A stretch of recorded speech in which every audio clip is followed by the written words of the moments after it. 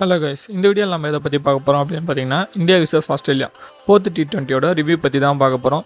Already பார்த்தீங்கன்னா Indian team இந்த சீரிஸை 1-1 அப்படின்னு ஈக்குவல் பண்ணியிருக்காங்க. இந்த மேட்ச் இந்தியன் டீம் வின் பண்ணிட்டாங்க அப்படின்னா இதுக்கப்புறம் இந்த சீரிஸை இந்தியன் டீமால் தோக்கவே முடியாது. என்னதான் ஆஸ்திரேலியா ஃபைனல் T20 ஜெயிச்சாலும் 2-2 அப்படின்னு தான் சீரிஸ் பார்த்தீங்கன்னா ஈக்குவல் ஆகும். அந்த நோக்கி தான் இந்த மேட்சும் ஸ்டார்ட் ஆச்சு. சரி வாங்க ரொம்ப பேசாமல் வீடியோக்குள்ளே போயிடலாம்.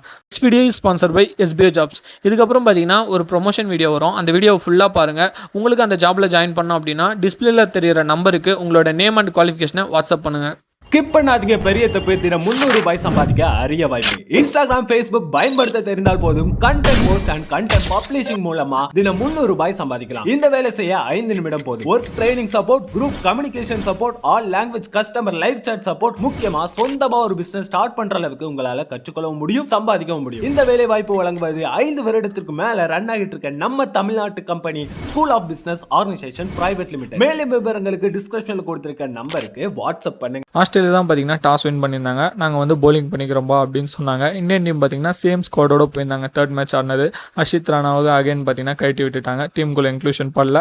ஹர்ஷ்தீப் சிங் தான் பார்த்தீங்கன்னா கண்டினியூ பண்ணாரு. சிவம் துபேவை பார்த்தீங்கன்னா தேர்ட் ஃபாஸ்ட் பவுலராக எடுத்துகிட்டு போயிருந்தாங்க. வாஷிங்டன் சுந்தருக்கு அந்த மேட்ச்லேயே bowling கொடுக்கல. எங்கேயாவது bowling கொடுப்பாங்களா அப்படின்ற கேள்விகளை சுற்றி தான் மேட்ச் ஸ்டார்ட் ஆச்சு.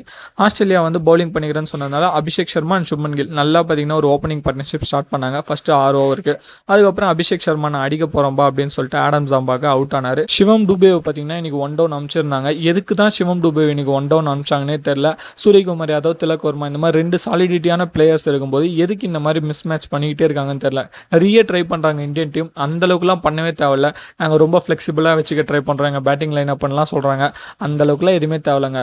அபிஷேக் சர்மா, சுப்மன் கில் ஓப்பனிங் பண்ணுறாங்க அப்படின்னா சூரியகுமார் யாதவ் நம்பர் 3, திலக் வர்மா நம்பர் 4 அப்படின்னு சொல்லிட்டு நீங்கள் ஒரு ஃபிக்ஸ்டு லைன் அப்போடையே போகலாம். பட் சிவம் துபே இறக்குனாங்க. அவரும் ஒரு பங்குக்கு ஒரு 22 அடிச்சாரு.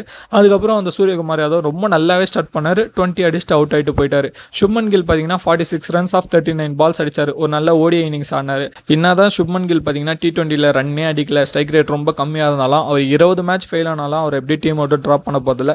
ஏன்னா அவர் தான் வைஸ் கேப்டன். அதுக்கப்புறம் பார்த்தீங்கன்னா இந்தியா டக்குன்னு விக்கெட்டை விட ஆரம்பிச்சிட்டாங்க. லாஸ்ட்ல பார்த்தீங்கன்னா வாஷிங்டன் சுந்தர் அண்ட் அக்ஷர் பட்டேல் இவங்க வந்து கொஞ்சம் இம்பார்ட்டன்ஸ் கொடுத்தாங்க. அதனால பார்த்தீங்கன்னா டீம் இந்தியா 167 ஆன் போர்ட் பார்த்தீங்கன்னா போஸ்ட் பண்ணாங்க டார்கெட்டா. ஆஸ்திரேலியா பார்த்தீங்கன்னா Matthew Short and Mitchell Marsh இவங்க தான் ஓப்பனிங் வந்தாங்க. டிராவிஸ் ஹெட் பார்த்தீங்கன்னா எனக்கு ஆஷஸ் தான் முக்கியம் அப்படின்னு சொல்லிட்டு T20லேருந்து லீவ் ஆகி போயிட்டாரு. இவங்க பார்த்தீங்கன்னா ரொம்ப நல்லாவே ஸ்டார்ட் பண்ணியிருந்தாங்க. இவங்களும் பவர் பிளே வரைக்கும் ரொம்ப நல்லா ஆடினாங்க. பவர் பிளேக்கு அப்புறம் தான் பார்த்தீங்கன்னா மேட்சை திரும்பிடுச்சு. இந்தியாவோட பவுலர்ஸ் அதாவது ஆல்ரவுண்டராக கூட்டிகிட்டு வந்த சிவம் துபே பார்த்தீங்கன்னா அவர் ஒரு 2 விக்கெட் எடுக்கிறாரு. அக்ஷர் பட்டேல் ரொம்ப கண்ட்ரோலாக போட்டு அவர் ஒரு 2 விக்கெட் எடுத்தார். வருண் சக்கரவர்த்தி சொல்லவே தேவையில்ல, கிளென் மேக்ஸ்வெலோட விக்கெட்டை தூக்கினார். இந்த மேட்ச்சில் பார்த்தீங்கன்னா மேக்ஸ்வெல் கம்பேக் கொடுத்திருந்தாரு. பட் அவரோட கம்பேக் பார்த்தீங்கன்னா நீ வரவே தேவையில்லப்பா, கோ பேக் அப்படின்ற மாதிரி அமுச்சு வச்சிட்டாங்க. அதுக்கப்புறம் பார்த்தீங்கன்னா வாஷிங்டன் சுந்தருக்கு 17வது ஓவரில் வந்து bowling கொடுத்தாருங்க. வந்தவர் பார்த்தீங்கன்னா கிட்டத்தட்ட 3 விக்கெட்டை தூக்கிட்டாரு. ஐ திங்க் 3 or 4 ரன்ஸ் தான் கன்சிடர் பண்ணியிருந்தாருன்னு நினைக்கிறேன். ரைட் ஹேண்டர் இருந்தால் ஆஃப் ஸ்பின்னர் bowling போடக்கூடாதுன்றது என்ன ரூல்னு எனக்கு சுத்தமாக புரியல. லெஃப்ட் ஹேண்டர் இருந்தாங்கன்னா bowling கொடுத்தாங்க. ஆனால் அவர் எடுத்த 2 விக்கெட்டும் பார்த்தீங்கன்னா ரைட் ஹேண்டர்ஸோட விக்கெட்டை பார்த்தீங்கன்னா 17th ஓவர்லேயே தூக்குனாரு. கடைசியாக பார்த்தீங்கன்னா ஈஸியாக இந்த மேட்ச் இந்தியா ஜெயிச்சிட்டாங்க 40 ரன்ஸ் வித்தியாசத்தில். நீங்கள் இந்த மேட்ச் பார்த்துருந்தீங்கன்னா உங்களோட கருத்துக்கள் என்ன? இந்தியா பார்த்தீங்கன்னா 2-1 அப்படின்னு சீரிஸை லீட் பண்ணுறாங்க. 3-1 இந்தியா இந்த சீரிஸை ஜெயிக்க நிறைய வாய்ப்பு இருக்குது. எதுவும் சொதப்பாமல் இருந்தாலே போதும். உங்களோட கருத்துக்களை கமெண்ட்ஸில் சொல்லுங்கள். உங்களை இன்னொரு வீடியோவில் பார்க்குறேன். See y'all.